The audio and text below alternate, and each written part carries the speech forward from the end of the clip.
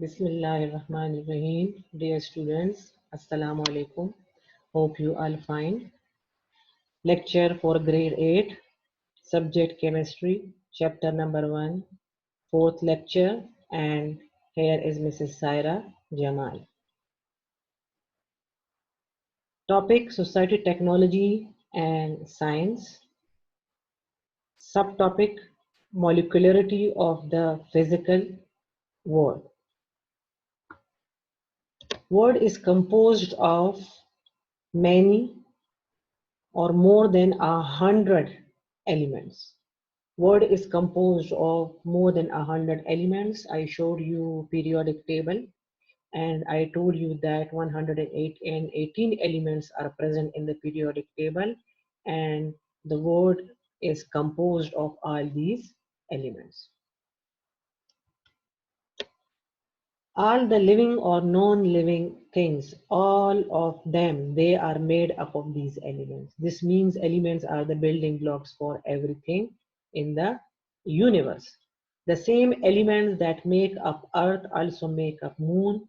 A careful observation of the physical world reveals that matter usually occurs as mixture. Matter, mostly it occurs in mixture form. And if we see the examples in our surrounding, that yes, it is true that the matter, it exists in the mixture form. One of the example of mixture form is air. You can see the air around us is a mixture of different gases. Which gases are present in air? Nitrogen gas, oxygen gas, carbon dioxide gas, carbon monoxide gas, methane gas, and water vapors. Water vapors, we can say it is also in the gaseous form. So all these molecules, they are present in air and they are mixed in air. So we say that air is a mixture of different gases. N2 is made up of two atoms, so we call it diatomic molecule. Oxygen is also made up of two atoms, diatomic molecule. Carbon is made up of three atoms, two oxygen and one carbon, so triatomic molecule. Carbon monoxide, diatomic, methane, pentaatomic. So these molecules are called polyatomic molecules because they are made up of many atoms, and these molecules combine together or mix together and then they form air. So yes, this is one of the proof that all the matter which is present in our surrounding is in the mixture form. The same elements that make up Earth also make up Moon. A careful observation of the physical world reveals that matter usually occurs as a mixture. Most of the components of these mixtures are elements and compounds that exist as molecules. I told you if similar atoms combine together and they form a molecule, that molecule is called element. And if different atoms combine together and then they form molecules, and that is called compound. N2O2, they are made up of similar atoms, so they are called elements. But water vapors, methane, ammonia, they are made up of different atoms, so they are called compounds, but both are molecules. Only noble gases exist as monoatomic molecules. All the element, they exist in the polyatomic molecular form, except element compound, they exist in polyatomic form, except the monoatomic gases, which are the group number 8 elements in the periodic table. This is the group number 8 about periodic table. Inshallah, you will learn in chapter number 3 in detail. But just keep this in your mind here that this last group is called group number 8, and they are also called noble gases.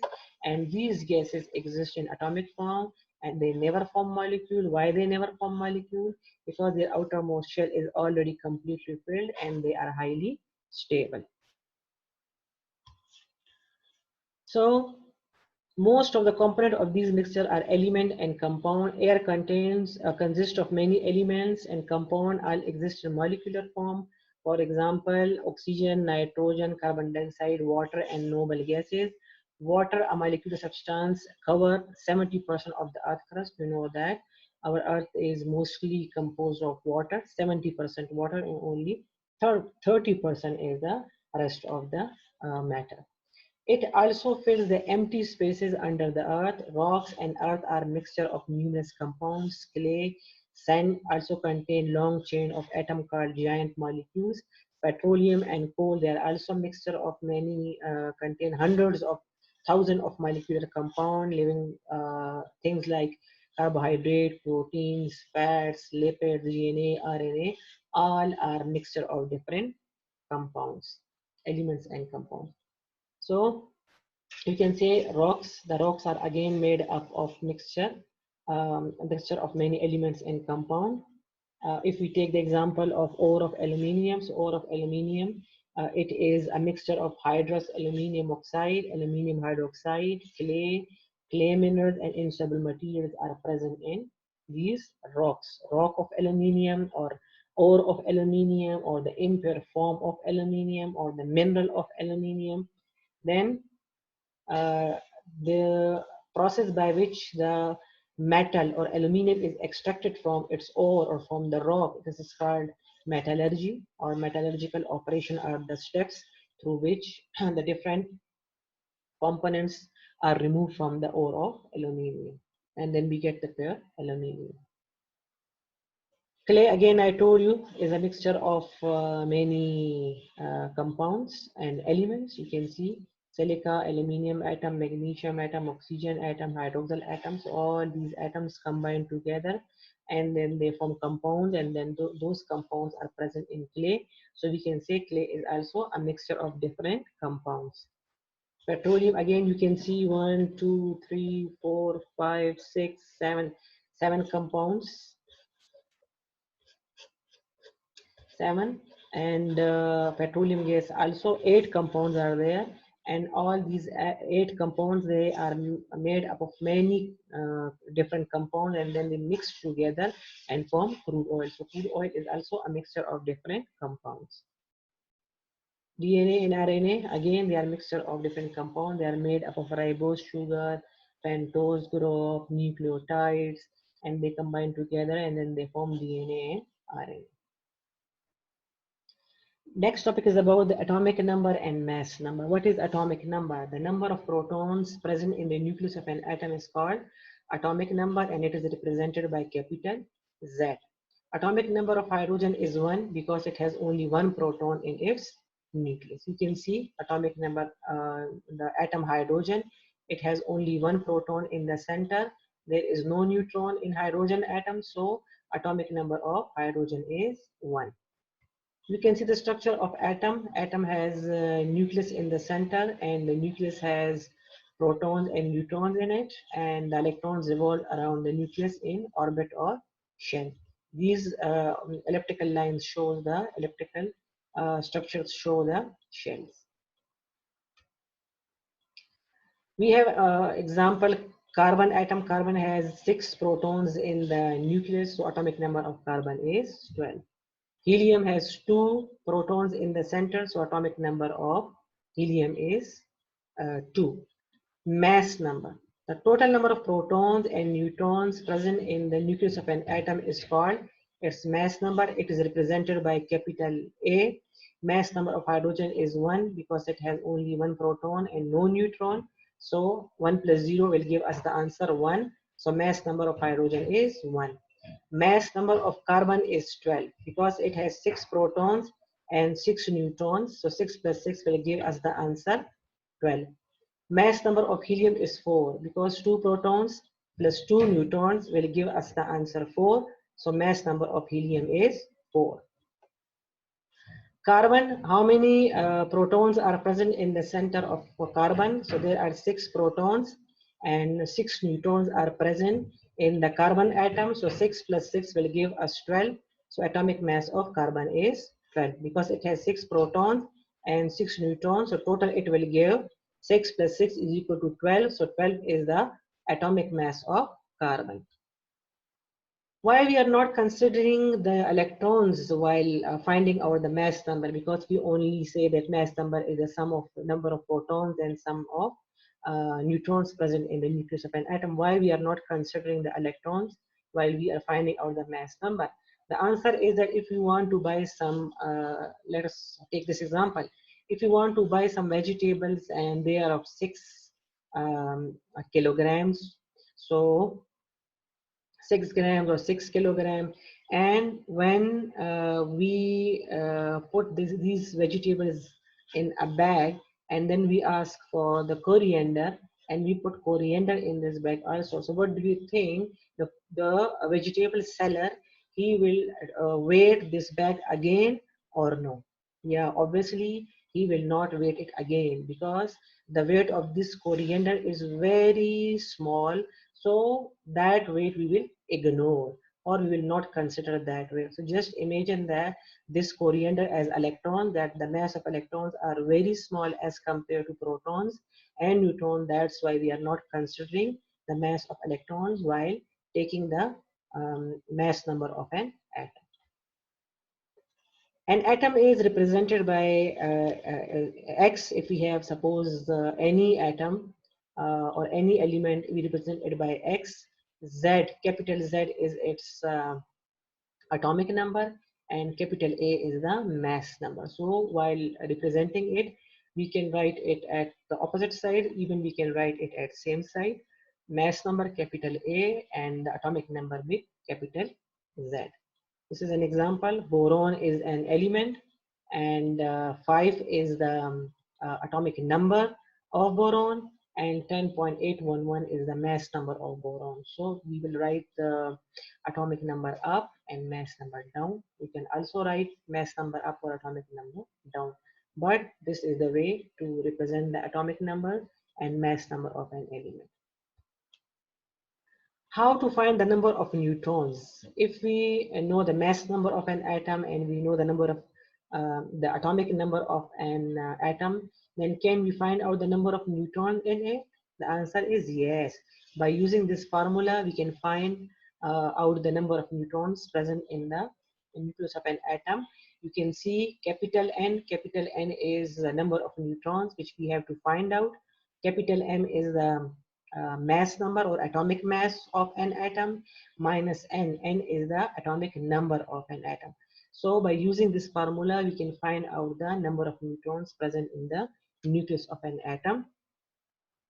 In case of boron, number of neutrons is equal to mass number was 10.811 and atomic number is 5. So 10.811 minus 5 is 5.811 for boron. It means that the number of neutrons in boron are 5.8, or if we round it, then 6 neutrons are present in the nucleus of boron. We have one more example. Atomic number of an element is 17 and its mass number is 35. How many protons and neutrons are present in the nucleus of an atom? The number of protons, it's easy, because the number of proton will tell us about the atomic number. So atomic number and number of protons are same. If atomic number is 17, it means the number of protons are also 17, because number of protons are always same that of atomic number. The definition of atomic number is the number of protons present in the nucleus of an atom is called its atomic number. So number of protons are 17, and number of neutrons, I told you we will use the formula mass number minus atomic number. Mass number is 35 and atomic number is 17. So 35 minus 17 will give us the answer 18. So 18 neutrons are present in the nucleus of this atom. Next topic is about the relative atomic mass and atomic mass unit. Relative comes from relation or reference, or if we tally one atom with another atom, so we call it relative, or we are related it with another atom. And how can we define it? What is relative atomic mass? The mass of an atom of an element relative to the mass of an atom of carbon-12 is called a relative atomic mass. It means that we are comparing or we are relating that element with carbon. Which carbon? Because we know that there are three isotopes of carbon, carbon 12, carbon 13, and carbon 14. So we will use which isotope of carbon? Carbon 12.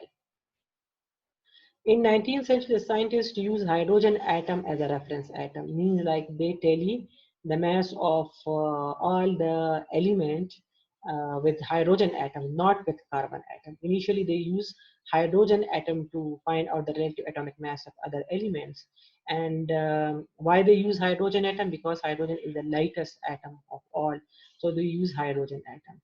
And they say that the mass of hydrogen atom is 1 AMU. AMU is the atomic mass unit, the unit which they use to measure the mass of an element in grams, which is equal to, if you want to find out 1 AMU, so one atomic mass unit or 1 AMU is equal to 1.661 into 10 raised to power minus 24 gram, which is very, very small and complicated value. So instead of using grams, we need another unit. We need a small unit for atoms because atoms are tiny particles. They are very small. So we cannot, even those small particles, we cannot see them under ordinary microscope. A special type of microscope called scanning tunneling microscope is used to see those atoms. So how can we find an atom never exists independently? They always exist in the form of groups. So it is not possible for us to find out the mass of one atom. The easiest way to find out the mass of an atom is just by uh, comparing it with other atoms. So I told you initially they use hydrogen atom. Hydrogen atom mass in gram is 1.6s1 into 10 minus 24 gram, which is very, very small value. So they need another unit that is called AMU or atomic mass unit. Atomic mass unit is equal to, is easy to use. So they say that this much gram is equal to 1 AMU. The value in gram, the mass of other element has found by comparing them with the mass of hydrogen atom, because at that time technology was not advanced. Nowadays we use mass spectrometry to measure the relative atomic masses of element. But at that time mass spectrometry was not developed. So people use this method by comparing it or by tallying it with another atoms. In 1961, instead of carbon, they use another element as a reference atom, and that is carbon 12. Why they use carbon 12? Because hydrogen was highly reactive. Even now, it is highly reactive, while carbon is more stable than hydrogen. That's why they prefer to use carbon 12 as compared to using hydrogen as a standard or as a reference atom.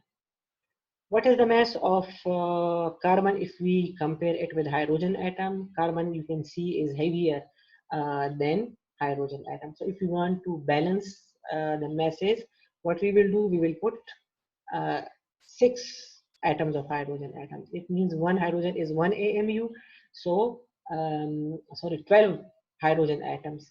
12 hydrogen atom, when we will put it in this pan, then it will be equal to carbon, because the mass of carbon is 12 AMU. One hydrogen is 1 AMU and one carbon is 12 AMU. So if we want to balance the two pans, we have to put 12 hydrogen atoms in this pan. So by comparing it with hydrogen, the scientists, they found that the mass of carbon is 12 AMU. Mass of one atom. Is it possible to measure the mass of one atom? I told you no, because it is not. It is not, because atom is very small. Even a single dot of pen has millions of atoms in it. So when we want to buy apples, the fruit seller weight it by comparing it with some standards. The weight will be in grams or kilograms, but these units we cannot use for atoms. To measure atomic weight, we need smaller unit, and that smaller unit is AMU, or it is also called atomic mass unit. Again, the same thing. If we want to check that how much weight is of carbon, and these balls show hydrogen atoms, so we have to place 12 hydrogen atoms. So 12 AMU will be equal to the mass of the carbon. So by comparing with hydrogen atoms, we can find out the mass of carbon atom. The first quantitative information about atomic masses came from the work of Dalton, Gay-Lussac, Lavoisier, Avogadro, and Berzelius. by observing the proportion in which elements combine to form various compounds. 19th century chemists calculated relative atomic masses by observing the proportion in which elements combine to form various compound. Proportion, I told you about the compound. A compound have fixed ratio. All the elements which are present in a compound, their atoms have fixed ratio. 19th century chemists calculated relative atomic masses. An atom is extremely small particle, therefore we cannot determine the mass of a single atom. However, it is possible to determine the mass of one atom of an element by relative to another atom experimentally, as I showed you in the previous image, that by comparing 12 hydrogen atoms with one carbon. This can be done by assigning a value to the mass of one atom of a given element so that it can be used as a standard. Which atom element they use as a standard? I told you before 19th century they use hydrogen as a standard, and then in 1961 they use carbon 12 as a standard. And I told you the reason: hydrogen is reactive and carbon is stable. So carbon 12 has been assigned a mass of 12 AMU, and again in the previous slide I showed you that one carbon mass is 12 AMU as compared to hydrogen atom. This value has been determined accurately using mass spectrometer, and nowadays it is confirmed through mass spectrometer that yes, the mass of carbon atom is 12 AMU. The mass of atoms of all other elements are compared to the mass of this carbon 12. We can find out the mass of other elements by comparing it with this carbon 12, which we use as a reference or as a standard. Thus, the mass of an atom of an element relative to the mass of an atom of carbon 12 is called its relative atomic mass. As we are comparing the other elements with carbon 12, so this is called relative atomic mass. And I told you the unit which we use to find out the relative atomic mass is AMU, and it is also called unified. Nowadays it is represented by U, not by AMU. So unified or AMU, it is a unit which is used to measure the mass of an atom, of any element. So when atomic mass unit is defined as a mass exactly equal to 1/12 the mass of one carbon atom. Mass of one carbon atom is 12 AMU, and what is 1 AMU equal to? 1 AMU is equal to mass of one carbon 12 atom over 12. So a hydrogen atom is 40% as massive as the standard carbon 12 atom. Therefore, relative atomic mass of hydrogen, we can find it out by the percentage, or multiply it with the atomic relative atomic mass of carbon and divided by 100. It will give us 1.008 AMU. This will you understand in the next slide. 1 AMU is equal to 1 over 12. 1 over 12 means 1 divided by 12 of the mass of carbon 12. So 1 AMU can be defined as mass exactly equal to 1/12. 1/12 means 1 over 12 of the mass of one carbon atom. 1 AMU is nowadays called unified mass, and it is represented by U.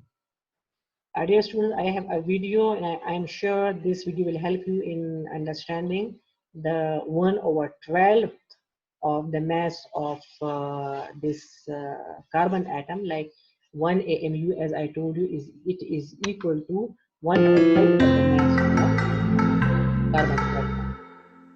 We ended the previous video with a few questions. Let me recall them for you.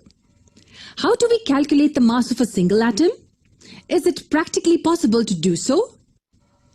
Is there any weighing balance designed to weigh the mass of a single atom? Let us now find out the answers to these questions. Imagine we have two objects A and B. Object A weighs around 12 kilograms is what we know. But we do not know the weight of object B, and that's what we need to find. How do we find that out? We just have a weighing balance with us. Let's put them on either side of the balance and see what happens. Clearly, object A is heavier. Now if we want to find the weight of B, we will need something smaller to compare it to. So let's say we cut object A into 6 equal pieces. And now we compare the weight of object B with one piece. We see that this piece is still heavier than the object B. This probably tells us that we need a smaller piece for comparison. So let's assume we cut object A into 12 equal pieces, which means each piece weighs 1 kilogram. And now when we place them on either side of the balance, we see that it's in equilibrium. Now can we tell the weight of the object B? Yes, each piece of object A here is 1 kilogram. And hence we can say that object B also weighs 1 kilogram. Let me ask you something now. Can we say that the mass of object B is 1/12 that of object A? That's correct. This is exactly how we estimate the atomic mass of an atom. Since we cannot directly calculate the mass of an atom, we usually calculate it with respect to the mass of a carbon atom. We take carbon-12 as our standard. Wait, what is carbon-12? What does it mean? The element carbon has many isotopes and the carbon-12 is one among them. And do we know what isotopes are? Well, for now, we need to understand that they are different forms of the same element. So in the case of carbon, we will have slight differences in the atoms, which is what makes them isotopes. So carbon-12 is one such isotope which is found almost everywhere in nature. Thus, an atom of carbon-12 is considered to be a standard unit and atomic mass is thus calculated with respect to one atomic unit. And how do we define one atomic unit? One atomic mass unit is defined as the mass unit exactly equal to 1/12 of the mass of a carbon-12 atom. So let us assume this is one atom of carbon-12. We divide this in 12 exact equal pieces. We take one piece from this out of the complete unit.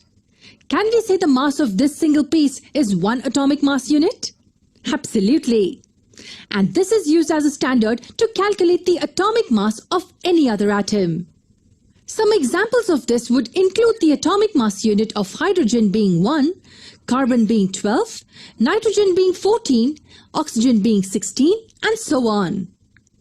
How do we understand this in a simple way? Let me ask you a question. How do you measure the mass of a person? Using kilograms, right? We say that this person's mass is 50 kilograms. Similarly, we say that the atomic mass of oxygen is 16 atomic mass units or 16 AMU. This is how we measure the atomic mass of any atom. The units used are atomic mass units. But do we know what exactly gives the atom its mass? I mean, what exactly is responsible for giving the tiny atom some amount of weight? So hopefully, student, this video will help you in getting the concept. Relative atomic mass of an element. How can we find it? We have a formula.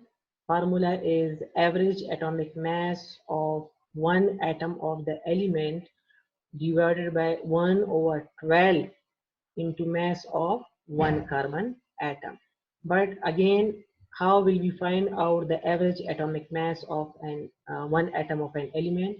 We have a formula. Average atomic mass is equal to mass of the element. Like there are three isotopes of oxygen: oxygen 16, oxygen 17, and oxygen 18. And also the percentage abundance means that in how much percentage they are present in atmosphere. These their percentages we multiply by their masses, and all the masses of all the isotopes we will add them, and after adding we divide them by 100 because we need the change of percentage. Then we will get the answer 15.999. So this 15.999, if we round it up, it will give us 16. So 16 is the average atomic mass of the oxygen atom. I told you we present it by U, which is called unified, or you can also write it AMU. So the relative atomic mass of an element is defined as the average relative atomic mass of an atom of an element compared with an atom of carbon 12 taken as 12 ANU. We know that carbon 12 mass is 12 ANU. After finding out the average atomic mass, as you can see it, we can also write the same formula in this form. This 12 will go up and then we get multiplied. So if you want to find out the relative atomic mass, then we multiply 12 with the average atomic masses as we found it in this case, and then divide it by mass of one carbon 12 atom. What is the mass of one carbon 12 atom? We will divide it by this, that is 1 over 12. So 1 we will write here and 12 go up.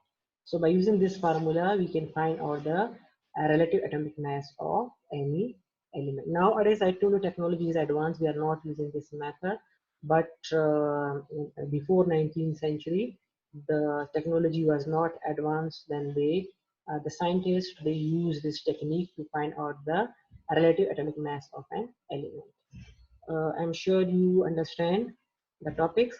Thank you so much. Inshallah, meet you in the next lecture.